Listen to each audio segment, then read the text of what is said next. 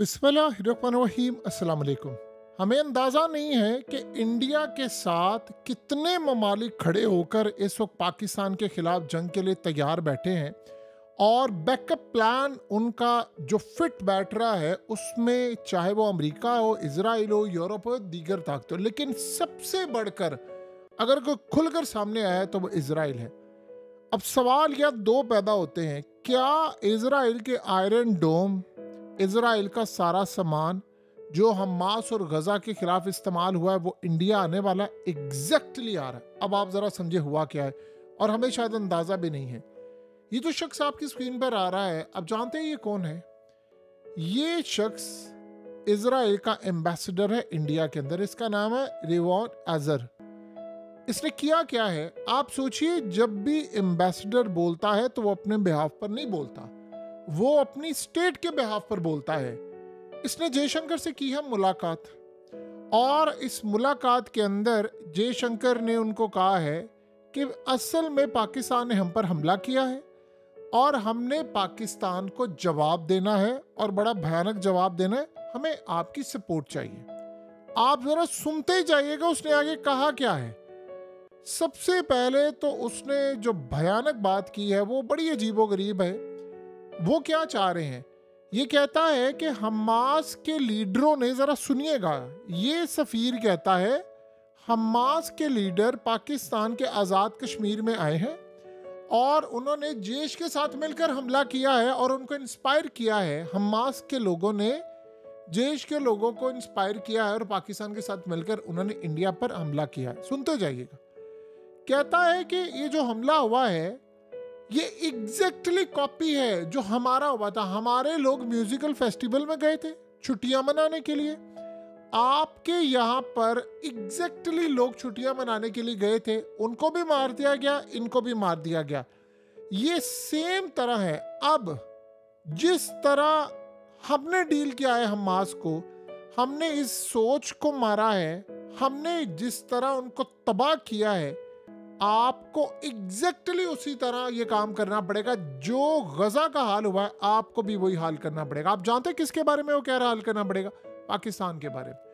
कहता है कि जो हमने हाल वहां पर किया है और हम करते रहेंगे। करते रहने से क्या मुराद है?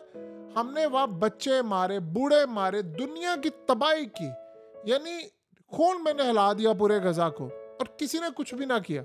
उसने कहा आपको भी यही काम करना पड़ेगा। अगर आपको कुछ अचीव करना है तो आपको इनको कंप्लीटली एलिमिनेटेड करना पड़ेगा। और इस सूरत हाल में उसने कहा जैसे हमने हमास को डील किया, आपको भी इनको ऐसे डील करना पड़ेगा। ये इनको, पाकिस्तान की बात वो कर रहा है। वो कहता था हम ऐसे ही करते रहेंगे, ये हमारे प्रिंसिपल है, हम अपने प्रिंसिपल, अपने लॉज को ऐसे डिफेंड करेंगे, और हमें यकीन है जो हमने गजा को खंडर बनाया है इंडिया भी यही हाल करेगा। किसको खंडर बनाना?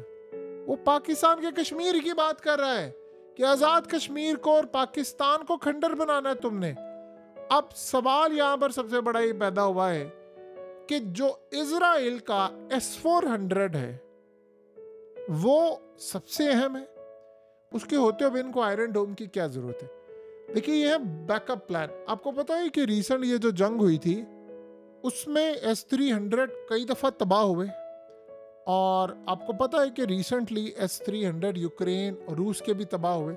S-400 के बारे में भी इतलात हैं कि वो तबाह हुए। जाहिर सी बात है, कंफर्म तो नहीं इसको कोई करते, रूस तो कभी नहीं कहेगा, लेकिन इस सूरत हाल के अंदर S-400 इंडिया ने लिए हुए, और इसमें कोई दो राय नहीं है। S-400 एक क्लास की प्रोडक्ट है जो चाइना ने भी ली है और इंडिया ने भी ली है। लेकिन इस सारी सूरत हाल में सबसे अहम डेवलपमेंट यहाँ पर यह है कि इंडिया को ये खतरा भी है कि अगर जंग हुई तो हमारे S-400 तबाह भी हो सकते हैं, क्योंकि इसमें कोई दो राय नहीं है।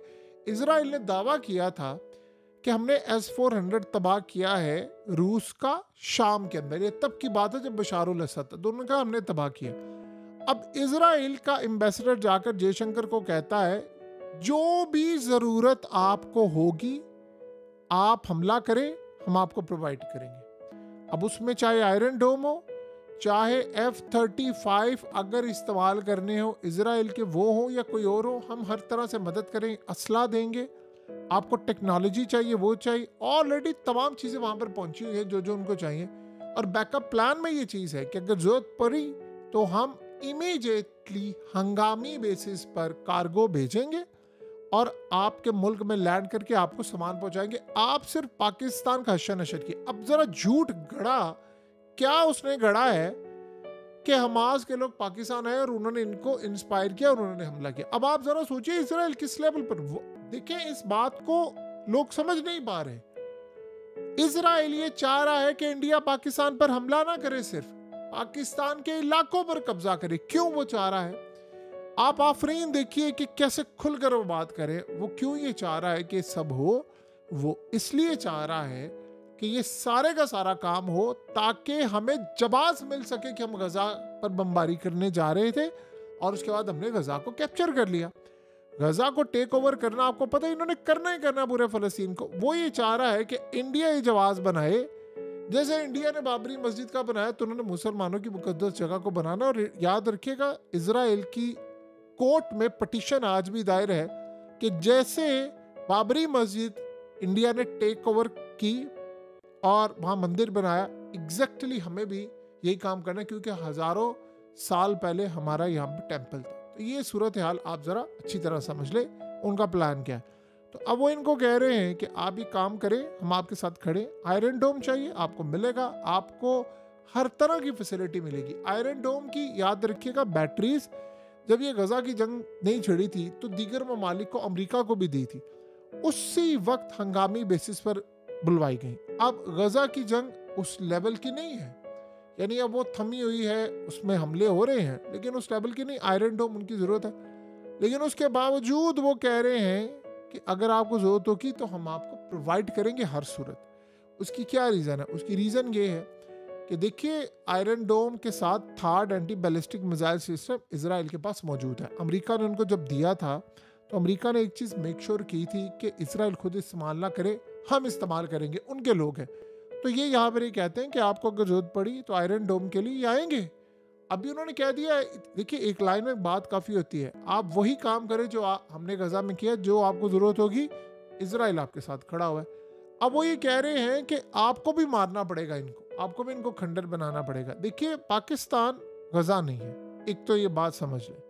ना तो हम गजा के लोग हैं और ना हमारे पास इस तरह कि कोई आएगा मुंह उठाएगा और हमें मारेगा। हम जाहिर सी बात है जवाब देंगे और भी भयानक जवाब देंगे, और हमने 5 साल पहले भी प्रूव करके दिखाया था। अब सूरत हाल यहाँ पर ये है कि इजराइल और पूरी ताकतें इंडिया को बैक कर रही हैं इस वक्त। देखिए 2019 बड़ा अलग मामला था, उधर इंडिया ने हमला किया था, वो सिर्फ एक दफा हमला करना था इंडिया ने, वो सिर्फ इलेक्शन कैंपेन का मामला था। ये जंग है।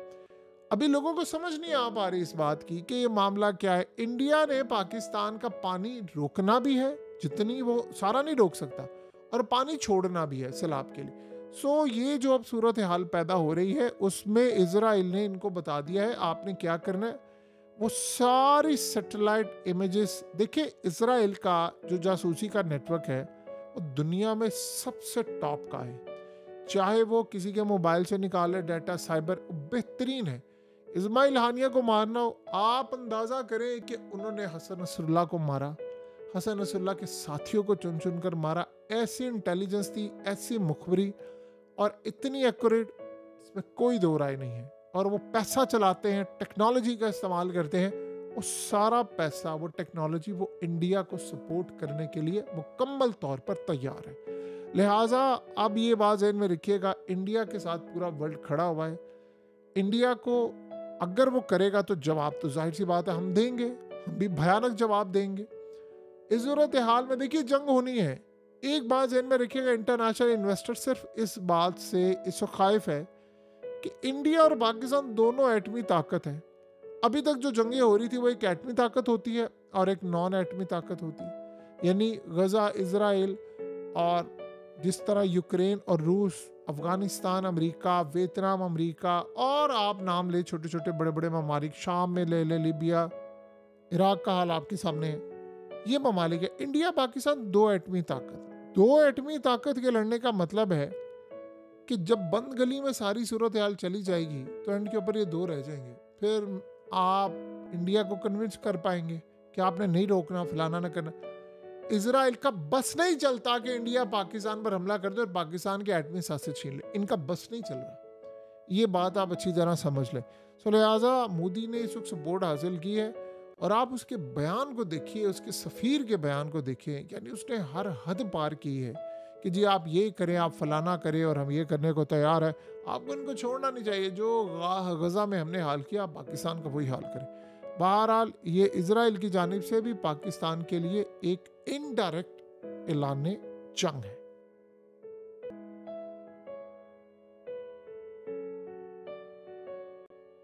हकीकत टीवी को सब्सक्राइब करना मत भूलें, वीडियो को लाइक करें, शेयर करें और कमेंट सेक्शन में अपनी राय का इजहार ज़रूर करें।